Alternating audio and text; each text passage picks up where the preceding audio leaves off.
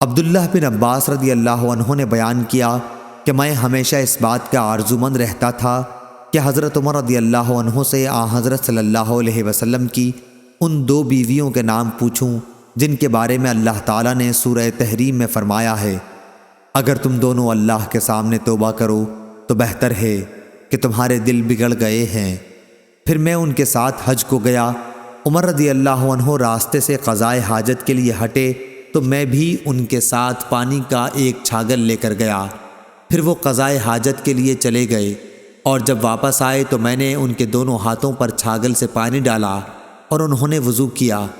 پھر میں نے پوچھا، یا امیر المومنین رضی اللہ عنہ، نبی کریم صلی اللہ علیہ وسلم کی بیویوں میں وہ دو خواتین کون سی ہیں جن کے متعلق اللہ تعالیٰ نے یہ فرمایا کہ تم دونوں اللہ کے سامنے توبہ کرو؟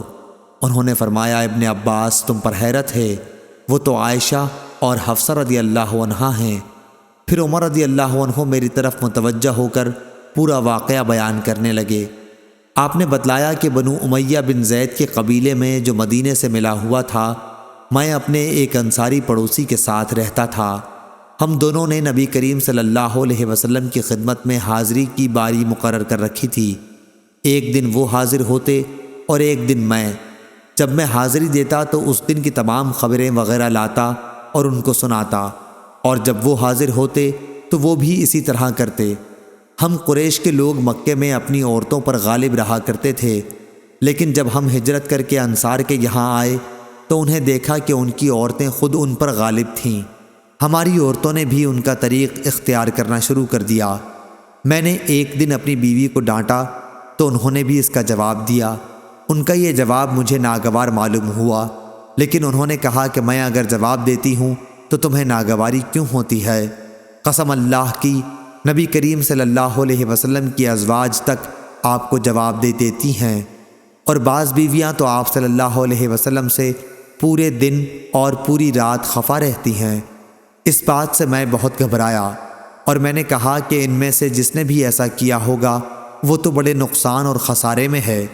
اس کے بعد میں نے کپڑے پہنے اور حفصہ رضی اللہ عنہا حضرت عمر رضی اللہ عنہ کے صاحبزادی اور ام المومنین کے پاس پہنچا اور کہا، اے حفصہ، کیا تم میں سے کوئی نبی کریم صلی اللہ علیہ وسلم سے پورے دن رات تک غصہ رہتی ہیں؟ انہوں نے کہا کہ ہاں۔ میں بول اٹھا کہ پھر تو وہ تباہی اور نقصان میں رہیں۔ کیا تمہیں اس سے امن ہے کہ اللہ تعالیٰ اپنے رسول صلی اللہ علیہ وسلم کی خفگی کی وجہ سے تم پر غصہ ہو جائے اور تم ہلاک ہو جاؤ؟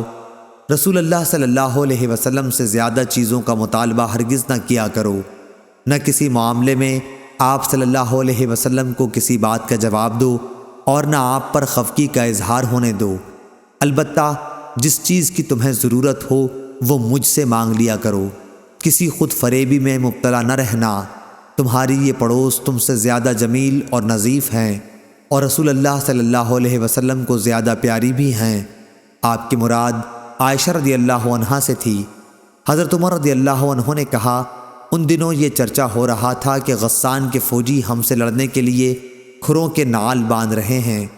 میرے پڑوسی ایک دن اپنی باری پر مدینہ گئے ہوئے تھے، پھر عشاء کے وقت واپس لوٹے۔ آ کر میرا دروازہ انہوں نے بڑی زور سے کھٹکھٹایا اور کہا، کیا آپ سو گئے ہیں؟ میں بہت گھبرایا ہوا باہر آیا۔ انہوں نے کہا کہ ایک بہت بڑا حادثہ پیش آ گیا ہے۔ میں نے پوچھا، کیا ہوا؟ کیا غسان کا لشکر آ گیا؟ انہوں نے کہا، بلکہ اس سے بھی بڑا اور سنگین حادثہ، وہ یہ کہ رسول اللہ صلی اللہ علیہ وسلم نے اپنی بیویوں کو طلاق دے دی۔ یہ سن کر عمر رضی اللہ عنہ نے فرمایا، حفصہ رضی اللہ عنہا تو تباہ و برباد ہو گئی۔ مجھے تو پہلے ہی کھٹکا تھا کہ کہیں ایسا نہ ہو جائے۔ عمر رضی اللہ عنہ نے کہا، پھر میں نے کپڑے پہنے، صبح کی نماز رسول کریم صلی اللہ علیہ وسلم کے ساتھ پڑھی۔ نماز پڑھتے ہی حضرت صلی اللہ علیہ وسلم اپنے بالا خانہ میں تشریف لے گئے اور وہیں تنہائی اختیار کر لی۔ میں حفصہ رضی اللہ عنہا کے یہاں گیا، دیکھا تو وہ رو رہی تھیں۔ میں نے کہا، رو کیوں رہی ہو؟ کیا پہلے میں نے تمہیں نہیں کہہ دیا تھا؟ کیا رسول اللہ صلی اللہ علیہ وسلم نے تم سب کو طلاق دے دی ہے؟ انہوں نے کہا کہ مجھے کچھ معلوم نہیں، آپ بالا خانہ میں تشریف رکھتے ہیں۔ پھر میں باہر نکلا اور ممبر کے پاس آیا۔ وہاں کچھ لوگ موجود تھے اور بعض رو بھی رہے تھے۔ تھوڑی دیر تو میں ان کے ساتھ بیٹھا رہا، لیکن مجھ پر رنج کا غلبہ ہوا اور میں بالا خانے کے پاس پہنچا جس میں آپ صلی اللہ علیہ وسلم تشریف رکھتے تھے۔ میں نے آپ کے ایک سیاہ غلام سے کہا کہ حضرت صلی اللہ علیہ وسلم سے کہو کہ عمر رضی اللہ عنہ اجازت چاہتا ہے۔ وہ غلام اندر گیا اور آپ صلی اللہ علیہ وسلم سے گفتگو کر کے واپس آیا اور کہا کہ میں نے آپ کی بات پہنچا دی تھی، لیکن حضرت صلی اللہ علیہ وسلم خاموش ہو گئے۔ چنانچہ میں واپس آ کر انہی لوگوں کے ساتھ بیٹھ گیا جو منبر کے پاس موجود تھے۔ پھر مجھ پر رنج غالب آیا اور میں دوبارہ آیا، لیکن اس دفعہ بھی وہی ہوا۔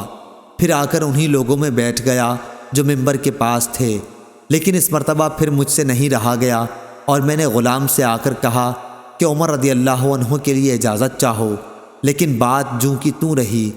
جب میں واپس ہو رہا تھا کہ غلام نے مجھ کو پکارا اور کہا کہ رسول اللہ صلی اللہ علیہ وسلم نے آپ کو اجازت دے دی ہے۔ میں آپ کی خدمت میں حاضر ہوا تو آپ صلی اللہ علیہ وسلم کھجور کی چٹائی پر لیٹے ہوئے تھے جس پر کوئی بستر بھی نہیں تھا، اس لیے چٹائی کے ابھرے ہوئے حصوں کا نشان آپ کے پہلو میں پڑ گیا تھا۔ آپ اس وقت ایک ایسے تکیے پر ٹیک لگائے ہوئے تھے جس کے اندر کھجور کی چھال بھری گئی تھی۔ میں نے آپ صلی اللہ علیہ وسلم کو سلام کیا اور کھڑے ہی کھڑے عرض کی کہ کیا آپ صلی اللہ علیہ وسلم نے اپنی بیویوں کو طلاق دے دی ہے؟ آپ نے نگاہ میری طرف کر کے فرمایا کہ نہیں۔ میں نے آپ کے غم کو ہلکا کرنے کی کوشش کی اور کہنے لگا، اب بھی میں کھڑا ہی تھا، یا رسول اللہ صلی اللہ علیہ وسلم، آپ جانتے ہی ہیں کہ ہم قریش کے لوگ اپنی بیویوں پر غالب رہتے تھے، لیکن جب ہم ایک ایسی قوم میں آ گئے جن کی عورتیں ان پر غالب تھیں۔ پھر حضرت عمر رضی اللہ عنہ نے تفصیل ذکر کی۔ اس بات پر رسول کریم صلی اللہ علیہ وسلم مسکرا دیے۔ پھر میں نے کہا، میں حفصہ رضی اللہ عنہا کے یہاں بھی گیا تھا اور اس سے کہہ آیا تھا کہ کہیں کسی خود فریب میں نہ مبتلا رہنا، یہ تمہاری پڑوسن تم سے زیادہ خوبصورت اور پاک ہیں اور رسول اللہ صلی اللہ علیہ وسلم کو زیادہ محبوب بھی ہیں۔ آپ عائشہ رضی اللہ عنہا کی طرف اشارہ کر رہے تھے۔ اس بات پر آپ صلی اللہ علیہ وسلم دوبارہ مسکرا دیے۔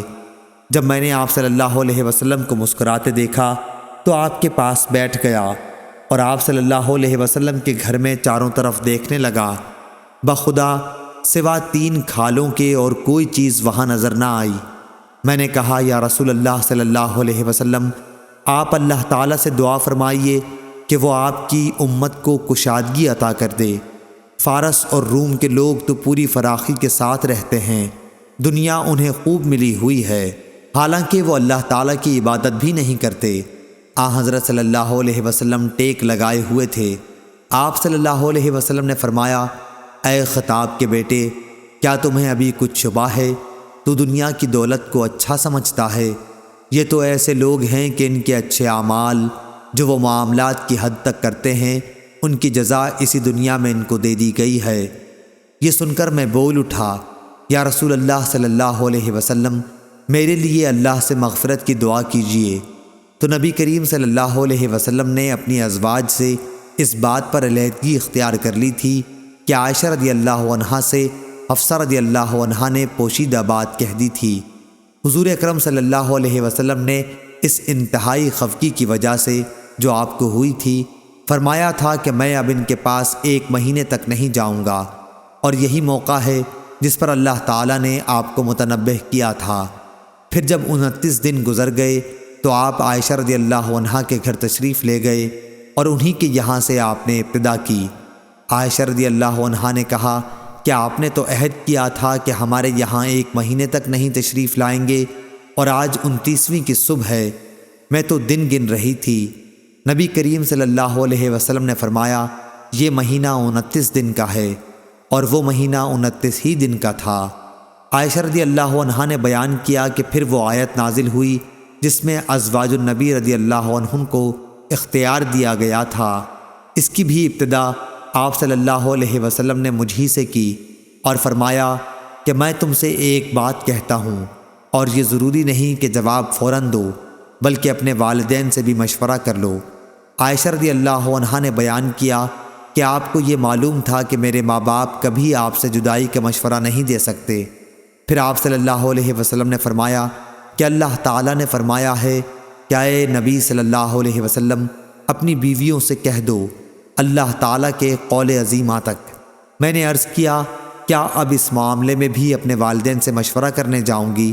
اس میں کسی شبے کی گنجائش ہی نہیں ہے کہ میں اللہ اور اس کے رسول صلی اللہ علیہ وسلم اور دار آخرت کو پسند کرتی ہوں۔ اس کے بعد آپ صلی اللہ علیہ وسلم نے اپنی دوسری بیویوں کو بھی اختیار دیا اور انہوں نے بھی وہی جواب دیا جو عائشہ رضی اللہ عنہا نے دیا تھا۔ صحیح بخاری حدیث نمبر 2468۔